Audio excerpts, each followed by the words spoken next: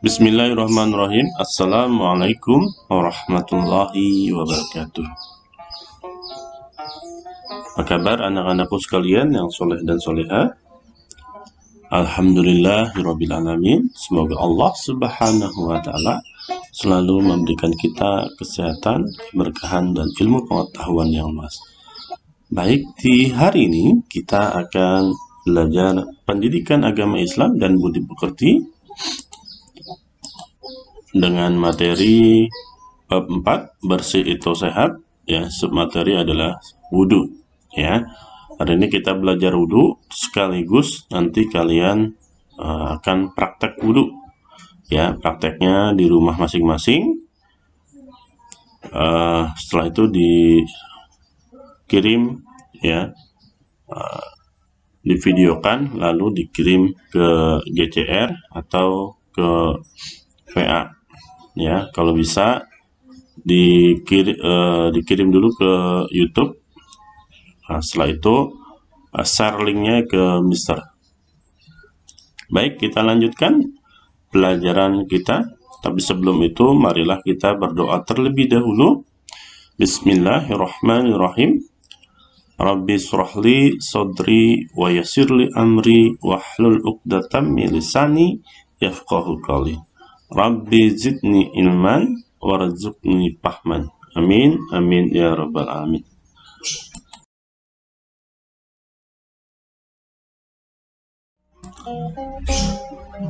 Baik, kita mulai materi, yaitu materi tentang wudhu. Sebagaimana kalian telah ketahui bahwa ketika kita ingin melakukan sholat, maka kita harus bersih dari hadas kecil dan hadas besar. Untuk hadas kecil, cara melakukannya adalah dengan cara berwudhu, ya, dengan cara berwudhu. Kalau kita belum melakukan wudhu, maka sholat kita belum sah. Ya, berwudhu harus dengan air yang suci dan mensucikan. Ya, air suci dan mensucikan. Ya, pengertian wudhu. Wudhu secara bahasa artinya bersih dan indah. Secara istilah, wudhu artinya membasuh anggota badan tertentu dari kanan ke kiri secara bergantian dan berurutan. Tujuan wudhu adalah untuk menghilangkan hadas kecil. Jadi wudhu hanya untuk menghilangkan hadas kecil saja. Wudhu merupakan salah satu syarat sah sholat. Ya, jadi kalau kita memiliki hadas kecil, kita harus melakukan wudhu terlebih dahulu ketika kita ingin melakukan sholat. Membiasakan wudhu dapat dilakukan setiap saat agar kita tetap bersih.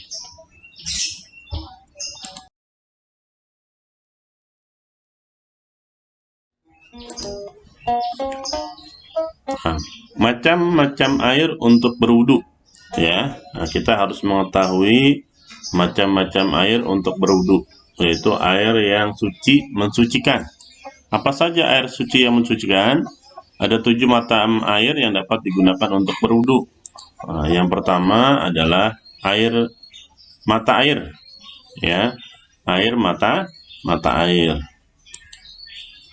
Ya, yang kedua air sumur, yang ketiga air sungai, yang keempat air laut, ya, yang kelima air hujan, keenam air embun, dan yang ketujuh air es.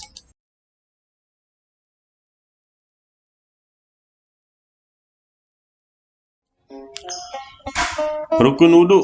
Rukun wudhu adalah perbuatan yang harus dilakukan ketika wudhu. Ya, ini wajib dilakukan. Kalau ada salah satu yang tidak dilakukan, maka wudhunya tidak sah. Ya, meninggalkan salah satu rukun wudhu menyebabkan wudhu tidak sah.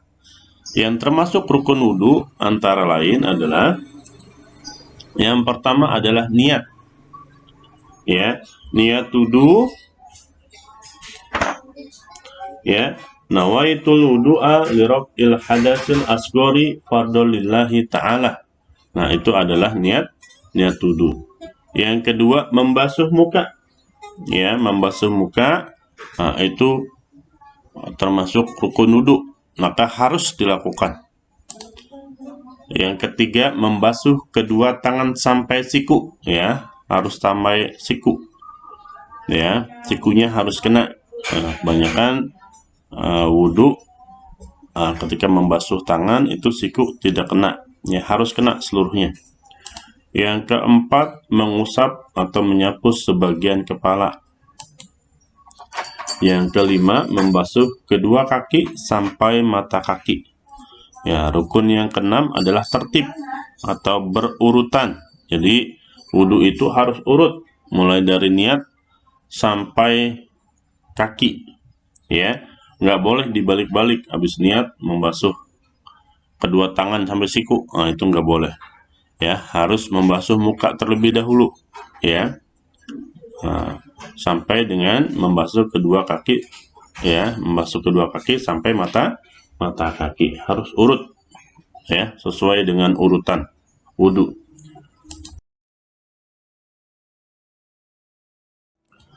Sunnah wudhu. Ya, sunnah wudhu yang pertama adalah, ya, sunnah wudhu dilakukan untuk menambah pahala dan menyempurnakan wudhu. Ya, nah, di antara sunnah wudhu yang pertama adalah membaca 2 kalimat syahadat, ya, ketika hendak berwudu. Ya, bacaannya adalah asyhadu alla ilaha illallah wa asyhadu anna muhammadar rasulullah. Nah, itu bacaan syahadat. Yang kedua adalah membaca ta'awuz dan basmalah. Ya, membaca ta'awuz. Nah, kalian sudah tahu, a'udzubillahi minasyaitonirrajim, dan basmalah, bismillahirrahmanirrahim. Nah, sunnah yang ketiga, membasuh kedua telapak tangan sampai pergelangan. Ya, membasuh kedua telapak tangan sampai pergelangan tangan. Yang keempat, berkumur-kumur. Ya, berkumur-kumur itu sunnah wudhu. Nah, bersiwak juga sunnah wudhu. Yang keenam, membasuh kedua lubang hidung. Yang tujuh, membasuh seluruh kepala. Nah, itu sunnahnya. Nah, yang kedelapan, membasuh kedua telinga. Nah, 9, mengulang membasuh 3 kali. Ya, nah, 3 kali ini termasuk membasuh 3 kali itu hukumnya sunnah. Yang 10, mendahulukan anggota badan yang kanan daripada yang kiri. Ya, nah, yang 11, berdoa sesudah wudhu.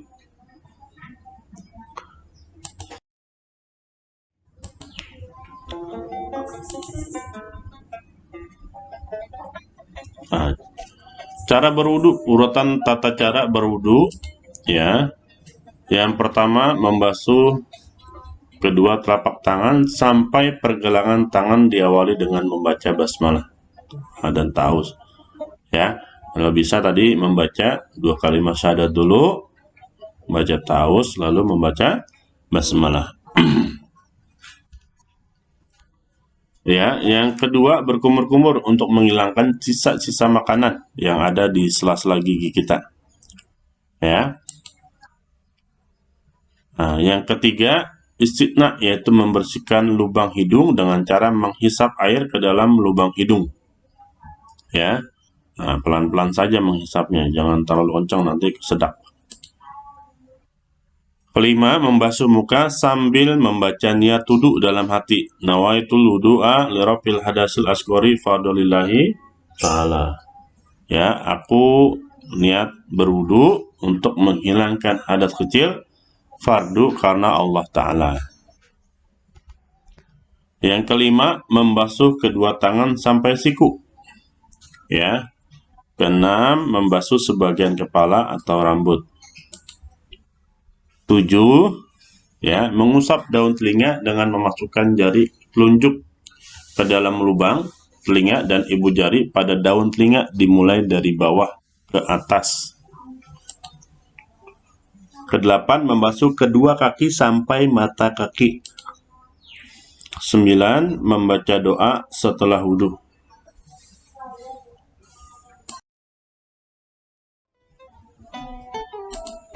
Ya, setelah selesai wudhu, kita berdoa setelah wudhu. Bacaannya, Ashhadu an la ilaha illallah wahdahu la syarikalah wa ashhadu anna Muhammadan abduhu wa rasuluh. Allahumma ja'alni minat tawabina waj'alni minal mutatahhirin waj'alni min ibadikas sholihin. Artinya, aku bersaksi bahwa tidak ada Tuhan selain Allah, hanya satu, tidak ada sekutu baginya. Dan aku bersaksi bahwa Nabi Muhammad adalah hamba Allah dan utusannya. Ya Allah, jadikanlah aku orang yang bertaubat dan jadikanlah aku orang yang suci, serta jadikanlah aku dari golongan orang-orang yang soleh. Ya, itu adalah doa setelah melakukan wudhu. Batalnya wudhu, ya. Sebab yang menjadikan batalnya wudhu antara lain, yang pertama kentut, ya, keluar sesuatu dari kubul dan dubur. Nah, kemarin kita udah pelajari, kubul itu adalah sesuatu yang keluarnya kencing untuk pipis, ya. Sedangkan dubur keluarnya kotoran dan kentut, ya. Yang pertama kentut, yang kedua buang air kecil atau air besar, ya, itu batal wudhunya. Yang ketiga hilang akal, tidur, pingsan, gila, mabuk, ayan, ya, kecuali sambil duduk atau sambil sila. Tidur ketika sambil sila itu biasanya ketahuan kita kentut atau tidak, ya, itu berasa biasanya. 4. Menyentuh kemaluan, ya, menyentuh kemaluan itu menyebabkan batalnya wudhu. Yang kelima, bersentuhan kulit antara pria dan wanita yang bukan mahram. Nah, kemarin kalian sudah mempelajari yang mahram itu apa, ya. Mahram adalah yang dilarang untuk dinikahi.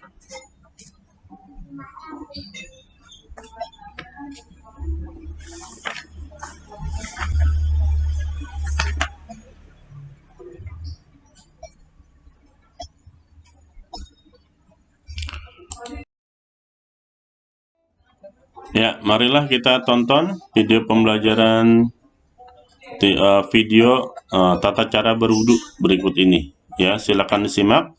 Setelah selesai materi ini, kalian lakukan praktek berwudu, ya, di rumah masing-masing dengan direkam di video, ya. Nanti kalau bisa di-share ke YouTube dulu, ya, di-share di YouTube. Nanti linknya dikirim ke Miser, atau kalau tidak bisa nanti dikirim ke JGCR, ya. Silakan ditonton videonya, tata cara berwudu dengan teliti, ya, jangan sampai salah wudunya.